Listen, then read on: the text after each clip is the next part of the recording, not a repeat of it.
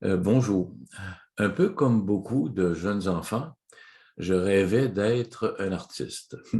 Quelques années plus tard, Claude Dubois chantait: «J'aurais voulu être un artiste». Moi, je rêvais de chanter, de jouer au théâtre, devant un public,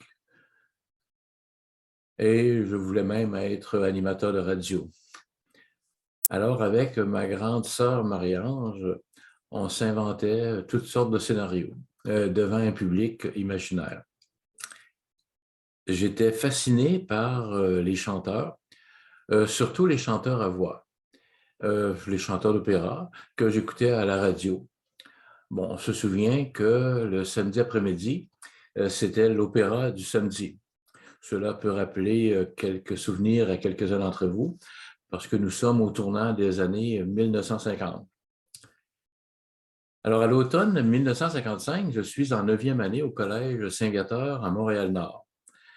Le collège organise une soirée d'amateurs qui sera présentée un peu avant Noël. Alors, j'avais été choisi pour figurer. J'avais une ou deux répliques dans un petit sketch entourant la naissance du Christ. J'étais l'archange Gabriel et c'est moi qui annonçais à Marie qu'elle donnera naissance à un enfant. Puis, le temps passe, nous sommes à l'hiver 1959. J'ai 18 ans, je suis à compléter ma 11e année dans ma paroisse, à la Rédemption. Le curé veut présenter une pièce de théâtre au printemps pour recueillir des fonds pour la fabrique.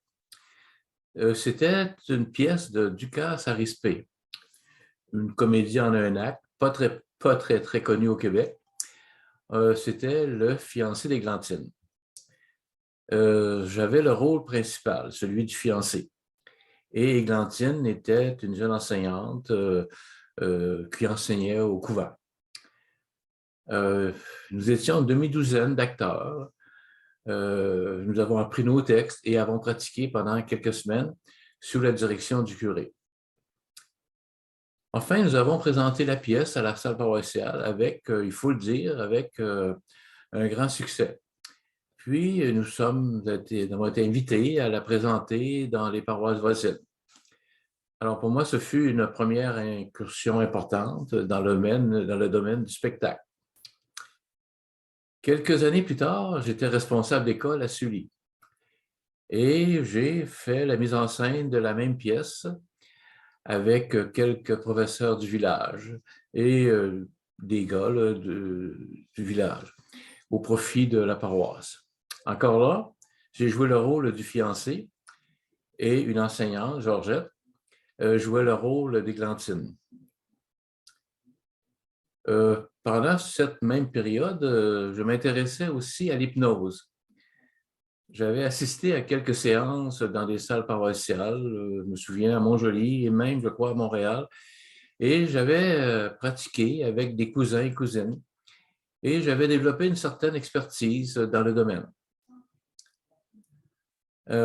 Lors des soirées d'amateurs que nous avions à Sully, j'invitais sur scène une douzaine de personnes. Et après quelques tests, il en restait souvent 8 ou 9 qui étaient aptes à pratiquer.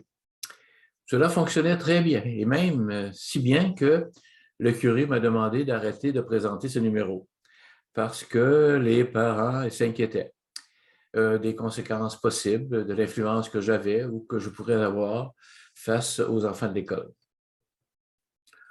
Bon, les années ont passé, j'ai pris ma retraite et j'ai eu l'occasion de renouer avec le monde du spectacle, le monde du théâtre, en participant à quelques comédies musicales et autres pièces de théâtre organisées par l'Association des retraités de mon secteur. Pendant plusieurs années, à l'occasion des fêtes de Noël, nous présentions un spectacle pour l'ensemble des membres du secteur et même des membres de la région.